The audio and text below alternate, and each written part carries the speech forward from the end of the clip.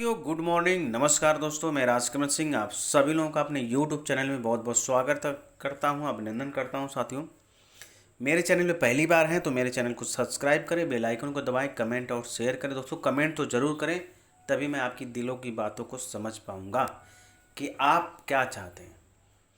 दोस्तों, आज की जो हमारी टॉपिक्स है वो डाओ क्या है, इसकी परिभाषा क्या है, सब चीज़ आपको क्लियर करूँगा, बताऊँगा इस वीडियो के माध्यम से।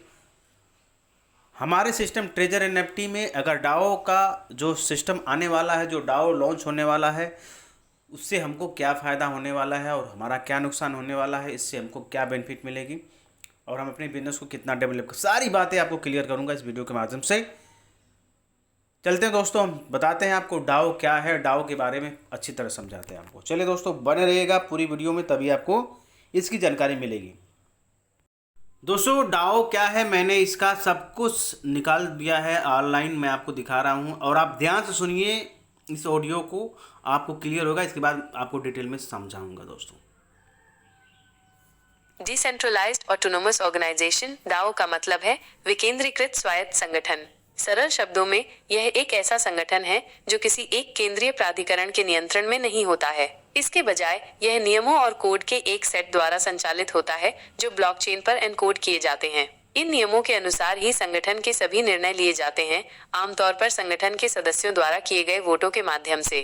डाओ की मुख्य बातें: विकेंद्रीकृत, किसी एक व्यक्ति या समूह का नियंत्रण नहीं होता। स्वायत्त, कोड में लिखे गए नियमों के अनुसार स्वचालित रूप से काम करता है। पारदर्शी, सभी लेन देन और नियम ब्लॉकचेन पर सार्वजनिक रूप से दर्ज होते हैं। सामुदायिक संचालित, संगठन के सदस्य प्रस्तावों पर वोट करते हैं और इसके भविष्य को आकार देते हैं। डाओ के कुछ संभावित उपयोग: विकेंद्रीकृत वित्त, डीफाई, उधार देने, उधार लेने और व्यापार जैसे वित्तीय कार्यों को स्वचालित करना। सामुदायिक शासन, ऑनलाइन समुदायों, परियोजनाओं या प्रोटोकॉल के प्रबंधन के लिए। निवेश, सामूहिक रूप से फंड जमा करना और निवेश संबंधी निर्णय लेना। संग्रहालय और कलाकृतियों का स्वामित्व और प्रबंधन साझा करना। डाओ अभी भी विकास के शुरुआती चरण में है, लेकिन उनमें संगठनों के काम करने के तरीके में क्रांति लाने की क्षमता है। Thank you. आपने ऑडियो सुना, अब मैं इसके बारे में आपको थोड़ा डिटेल समझाना चाहूँगा। जैसे डाओ का मतलब होता है, जैसे क्या है, हम जब लोग कुछ महीना पहले की बात करें तो हम लोग परेशान थे कि जैसे कंपनी जब लॉन्च किया, जब कंपनी ने अपना एक प्रोजेक्ट बनाया ट्रेजर एनएफटी, तो उसमें कुछ लोग मैनेजर भी थे, कुछ लोग पार्टनर भी रहे होंगे। उनका हमको देखना पड़ता था कि डाओ के माध्यम से देखना पड़ता था, तब डाओ नहीं था, कि हमको कोई इन्फॉर्मेशन मिल जाए और हम चाहते थे कि हमको कोई इन्फॉर्मेशन मिले, इसके बीच में हमको मैनेजर चाहिए था। लेकिन सिस्टम ने जब डाओ शब्द लाया, डाओ का जब बात यहाँ पे किया, तो डाओ का मतलब होता है कि हम सभी लोग इसके हो जाएंगे मालिक। जब इस दिन लॉन्च करेगा, जब ये प्रोजेक्ट, हम सभी लोग इसके मालिक हो जाएंगे और हम लोगों की जितनी भी कम्युनिटी है, कम्युनिटी पूरी मालिक हो जाएगी। और मालिक अपने मन मानी नहीं कर सकता है। कोई भी चीज़ काम करने के लिए पूरी कम्युनिटी से पूछना पड़ेगा। जब तक कम्युनिटी पूरा यस नहीं बोलेगी, जब तक कम्युनिटी परसेंटेज में ज़्यादा यस नहीं बोलेगी, मान लीजिए अगर 100% का बात है, अगर उसमें से 75, 65, 80% लोगों ने अगर यस बोला किसी काम के लिए, तो वो लागू किया जाएगा, अन्यथा नहीं किया जाएगा, मनमानी नहीं होगी। बात समझिएगा। अगर आपके पास भी वो अधिकार होगा, क्योंकि आपके पास वो TUFT टोकन होगा जिसके आप होल्डर होंगे और उसका आप बहुत बड़ी जिम्मेदारी अभी आपके पास होगी कि आप अपना मत एक टास्क के माध्यम से आप कर सकते हैं, वोटिंग के माध्यम से कर सकते हैं, कि कैसे आप अपने माध्यम से कैसे आप वोटिंग करेंगे और कैसे अपनी सोच को, विचार को कंपनी तक पहुंचाएंगे।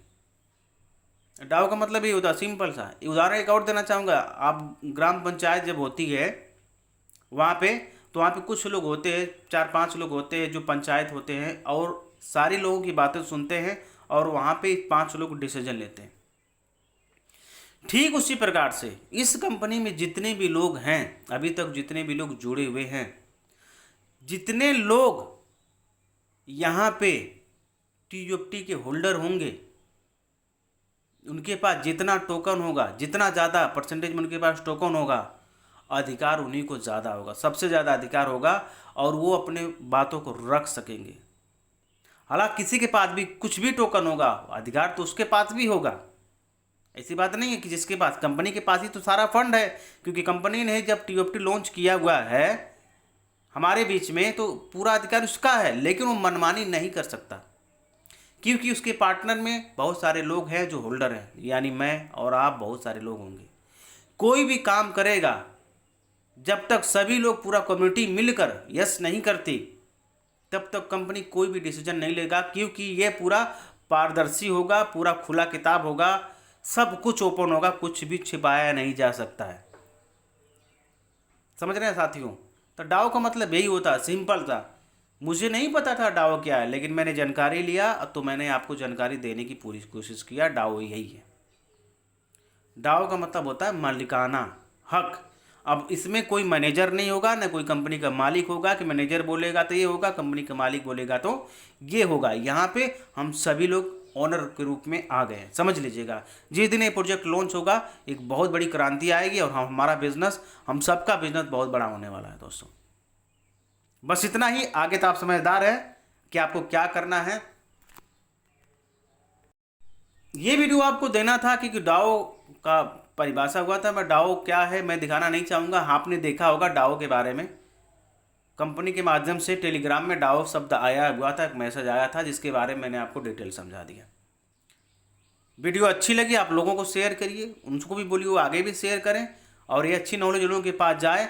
टेंशन की बात अब खत्म होने वाली है दोस्तों, बहुत जल्द बहुत मज़ा आने वाला है और यहाँ से बहुत बड़ी इनकम हम लोग करेंगे 2025 में। तब तक के लिए धैर्य रखना पड़ेगा, विश्वास करना पड़ेगा अपने पे भी और सिस्टम पे भी, तभी आप बड़ा कर पाएंगे, अन्यथा नहीं हो पाएगा। मैं बार बार बोलता हूँ कि पॉजिटिव रहने से ही आदमी आगे बढ़ता है, अगर पॉजिटिव नहीं है तो कुछ भी नहीं कर सकता है। थैंक यू दोस्तों, धन्यवाद। आपका दिन शुभ हो।